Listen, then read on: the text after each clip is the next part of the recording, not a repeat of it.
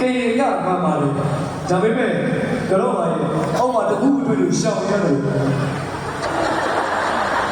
တကယ်တော့ကိုတို့ခွဲရတယ်အဲ့ဒီအကောက်ဖိတ်တဲ့ကြီးဒီလေးပြောလို့ကကြည့်လို့ကတာမဟုတ်ဘူးအကုန်လုံးဝိတ်ကြမှာဝိတ်ရတဲ့ကြပုတ်တင်ကြတယ် ဒီချက်ကဟုတ်ကခဏလေးအမတကတော့